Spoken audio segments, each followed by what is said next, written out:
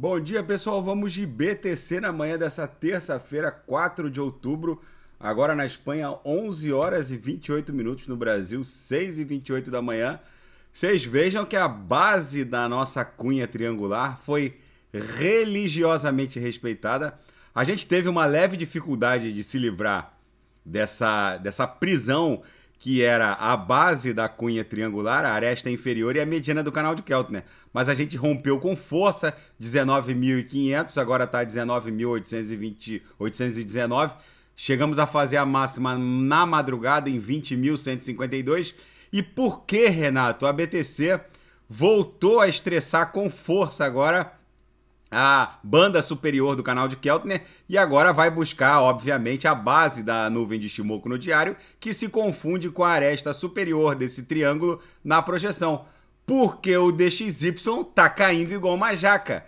Como eu reportei aqui no canal, o DXY não ia ficar subindo para sempre, ele ia em algum momento buscar a nuvem de Ishimoku na projeção, que está lá abaixo de 110, e é para lá que ele está indo. Ele já está no primeiro, segundo, terceiro, quarto candle vendedor no diário. Isso foi reportado e repisado várias vezes aqui no canal, que o DXY ia emburacar e a BTC ia reagir positivamente. Se o DXY no semanal buscar efetivamente a nuvem, deixa eu botar aqui no semanal, aí vocês podem ver a BTC explodir em direção a 30 mil dólares.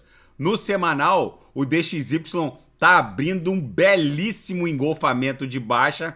Vocês vejam que o corpo real do candle nessa semana está abrindo um belo engolfamento. Isso aqui, ó, é o início de uma sequência de candles vendedores no semanal. Então a gente pode esperar que durante o mês de outubro inteiro o DXY vai seguir caindo e, quiçá, ele talvez busque aqui, ó, o centro gravitacional da nuvem em algo abaixo de 104, podendo bater até 103. Se isso acontecer, e é provável que isso esteja se desenhando, a BTC vai buscar, vai explodir e se livrar dessa cunha triangular para buscar numa onda 1 esse patamar aqui que se confunde com essa camada congestional aqui em 30 mil dólares.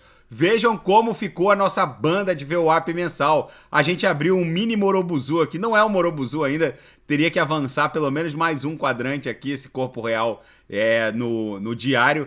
Esse corpo real comprador no diário teria que avançar mais um quadrante, aí seria o começo de um Morobuzu. Lembrando que a principal característica de um Morobuzu é trazer os irmãozinhos, e são os irmãozinhos dessa sequência de Morobuzus que pode se desdobrar aqui, que vão levar a BTC para esse patamar de 30 mil. Vamos ficar de olho nessa conformação aqui no diário. No intraday, a BTC está absolutamente didática.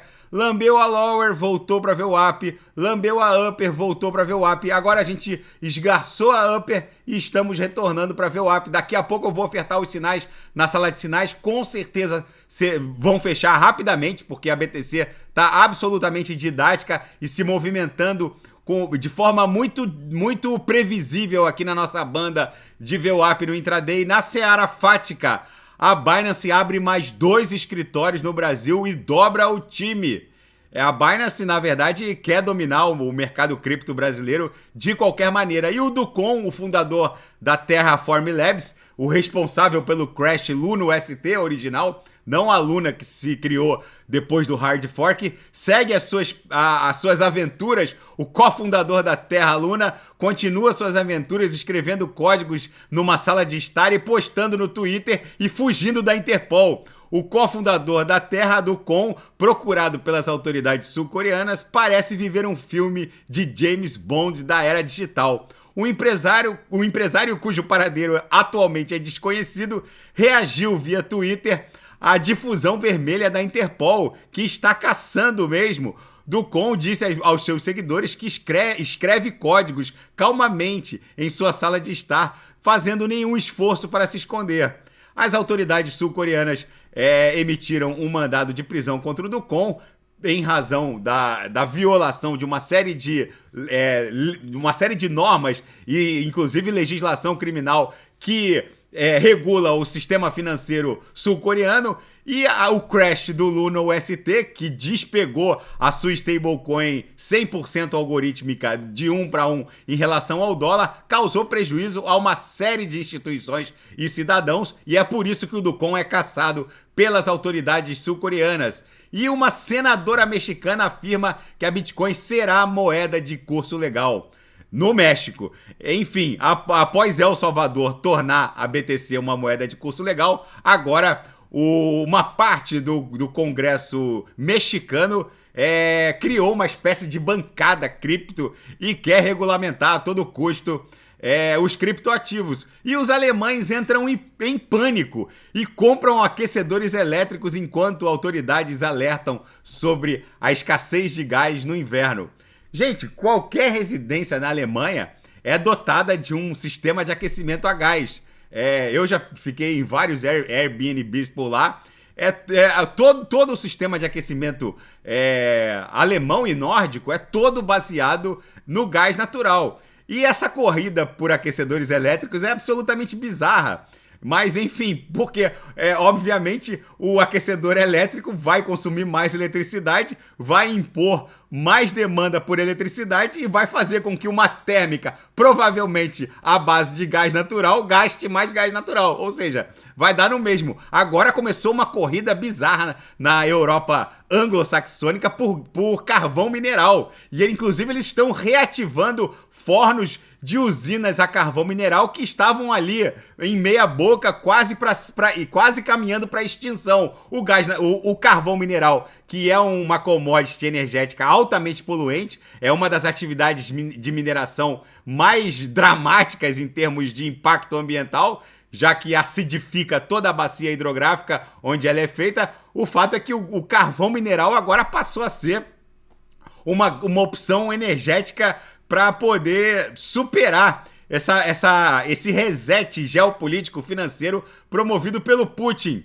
E o maior problema que a China enfrenta hoje não é o problema imobiliário, mas sim um mega problema macroeconômico financeiro. Depois de ingressar na Organização Mundial do Comércio em 2000 e ancorar o yuan chinês ao dólar norte-americano, a China literalmente vinculou a sua economia à economia dos Estados Unidos. Aplicando um regime de câmbio fixo com rígidos controles de capital, a China se beneficiou de grandes influxos e taxas de juros reais negativadas por um longo período de tempo. Porém, a turbulência no mercado de taxas e títulos está levando turbulência para a China. Na verdade, até o presente momento, Pequim não tomou uma decisão sobre o que fazer. Devemos esperar que Pequim adie qualquer tipo de decisão brusca pelo maior tempo possível, dadas as compensações muito negativas que enfrentaria num primeiro momento. Jogar a China num abismo recessivo nesse momento não é uma opção. O aumento brusco das taxas de juros levaria a economia chinesa a um colapso, tamanha a fragilidade com que toda aquela engrenagem funciona. No entanto, não fazer nada também representa riscos. Ou seja, gente, apesar da China ter um portfólio de títulos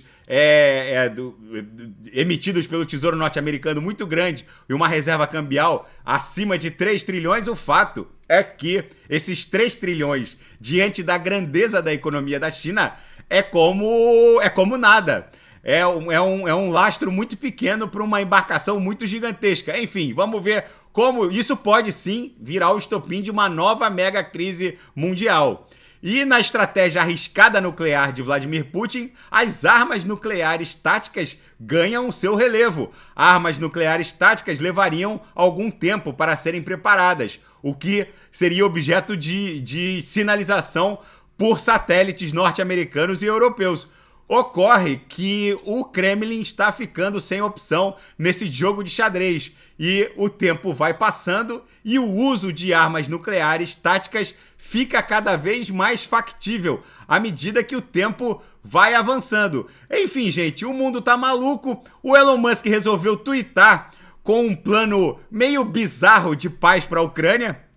Ele disse que as áreas ocupadas pelo Kremlin mais a Crimeia deveriam ser objeto de consulta popular capitaneada pelas Nações Unidas.